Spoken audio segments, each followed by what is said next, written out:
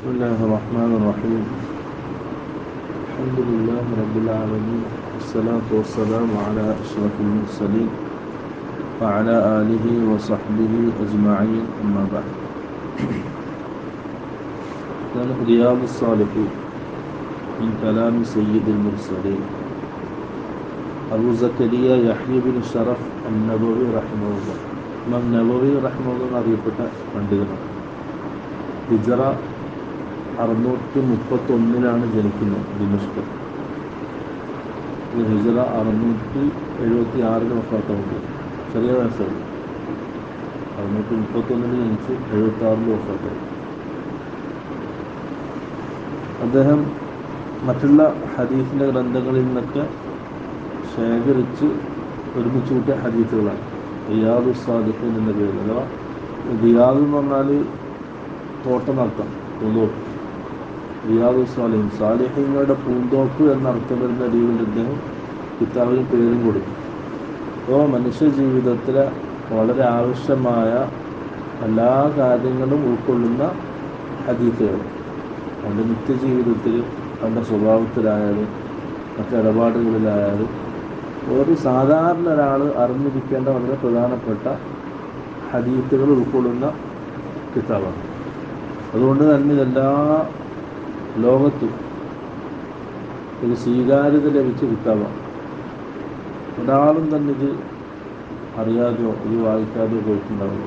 ആ രീതിയിൽ അറിയപ്പെട്ട ജനങ്ങൾക്കിടയിൽ സ്വീകാര്യത ലഭിച്ച കിതാബാണ്.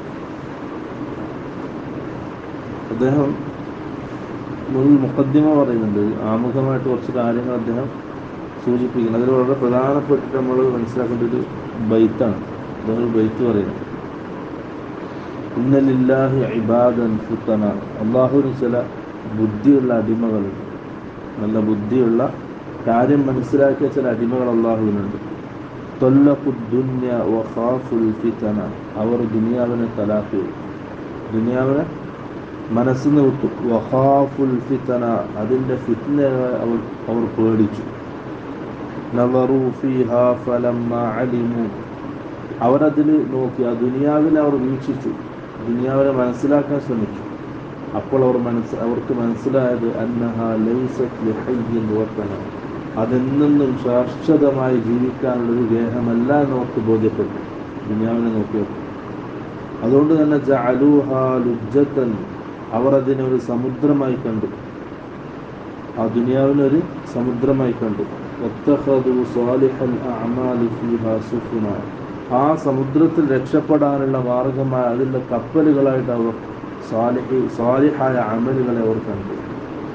ഇത് അദ്ദേഹം കൊടുക്കുന്ന ബൈത്താണ്. വളരെ ദുനിയാവിൻ്റെ എന്താണ് ദുനിയാവിനുള്ള ഉദ്ദേശം എന്ന് ഈ ഒരു ബൈത്തിൽ നിന്ന് മനസ്സിലാവും. അദ്ദേഹം ഹദീസ് പറയുന്നതിന് മുമ്പായിട്ട് എന്ത് ചെയ്യും, ആ വിഷയവുമായി ബന്ധപ്പെട്ട ആയത്തുകൾ അദ്ദേഹം കൊടുക്കും.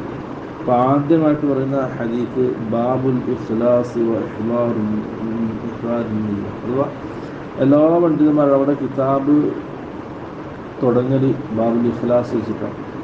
ഒന്ന്, അവർക്കും ഇഖ്ലാസ് ഉണ്ടാകണം. രണ്ട്, ആ വായിക്കുന്ന ആൾക്കാർക്കും ആദ്യം വേണ്ടത് എന്താണ്? ഇഖ്ലാസാണ്. ഇഖ്ലാസ് ഇല്ലെങ്കിൽ അമലുകൾ സ്വീകരിക്കപ്പെടാൻ രണ്ട് ഷർത്തുകളാണ്, രണ്ട് നിബന്ധനകളാണ്. ഒന്ന് ഇഖ്ലാസ്, അള്ളാഹ്ക്ക് വേണ്ടി അറിയാം. രണ്ട്, ഇത്തിബാഉൻ നബി, റസൂൽ സല്ലല്ലാഹു അലൈഹി വസല്ലം കാണിച്ചെന്നതുപോലെ ഒരമലി ഇതിലേതെങ്കിലും നഷ്ടപ്പെട്ടാൽ അത് ബാത്തിലാണ്, നാളെ ആഖിറത്തിൽ ഒരിക്കലും അവർ ഉപകാരപ്പെടില്ല. അപ്പോൾ ഈ രണ്ട് നിബന്ധനകൾ അമല് സ്വീകരിക്കാൻ ഷർത്താണ്. അതുകൊണ്ട് തന്നെ പണ്ഡിതന്മാർ എല്ലാ ആൾക്കാരും അവിടെ കിതാബ് ഹദീസൊക്കെ തുടങ്ങുന്നത്. ഇപ്പം ബുഖാരിലെ ആദ്യത്തെ ഹദീസ് ഏതാണ്? ഇന്നവൽ അഅ്മാലു ബിന്നിയ്യാത്ത്. അധിക പണ്ഡിതന്മാരും ആദ്യമായി കൊണ്ടുവന്ന ഹദീസ് ഈ ഇഖ്ലാസിൻ്റെ ഹദീസാണ്. അദ്ദേഹം അതിൻ്റെ മുമ്പായിട്ടൊരു ആയത്ത് കൊണ്ടുവരുന്നത്, ലൻ യനാലല്ലാഹ ലുഹൂമുഹാ വലാ ദിമാഉഹാ വലാകിൻ യനാലുഹു തഖ്വാ മിൻകും. ഈ ഹദീനെ സംബന്ധിച്ച് ഹാജിമാർ അറക്കുന്ന മൃഗമുണ്ടല്ലോ, അതിന് ഹദി എന്ന് പറയാം. അപ്പോൾ അതിനെ സംബന്ധിച്ച് അള്ളാഹ് പറയാം, ലൻ യനാലല്ലാഹ ലുഹൂമുഹാ, അതിൻ്റെ മാംസമോ അതിൻ്റെ ചോരയോ അള്ളാഹുവിൻ്റെ അടുക്കലെത്തൂല. പക്ഷെ അള്ളാഹുവിൻ്റെ അടുക്കലെത്തുന്നതുകൊണ്ടാണ് തഖ്വാ മിൻകും. അത് അറക്കുന്ന സമയത്ത് നിങ്ങളുടെ മാനസികാവസ്ഥ എന്തായിരുന്നോ അതാണ് അള്ളാഹു പരിഗണിക്കുക.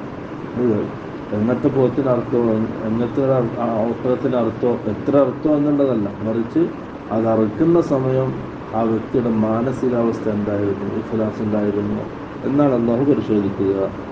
ആ ആയത്താണ് അദ്ദേഹം കൊണ്ടുവരുന്നത്. പിന്നെ ഖുൽ ഇൻ തുഖ്ഫു മാ ഫീ സുദൂരിക്കും ഔ തുബ്ദൂഹു യഅലമുഹുല്ലാഹ്. ഇനി നിങ്ങളുടെ മനസ്സുകളിൽ നിങ്ങൾ എന്ത് മറച്ചു വെച്ചാലും, നിങ്ങൾ എന്ത് അമൽ ചെയ്യുമ്പോഴും മനസ്സിൻ്റെ ഉള്ളിൽ എന്ത് മറച്ചു വെച്ചാലും എന്ത് പ്രകടമാക്കിയാലും യഅലമുഹുല്ലാഹ്, അത് അള്ളാഹു അറിയും എന്നുള്ള ഈ രണ്ടായത്താണ് അദ്ദേഹം കൊണ്ടുവരുന്നത്. ഒന്നാമത്തെ ഹദീസ്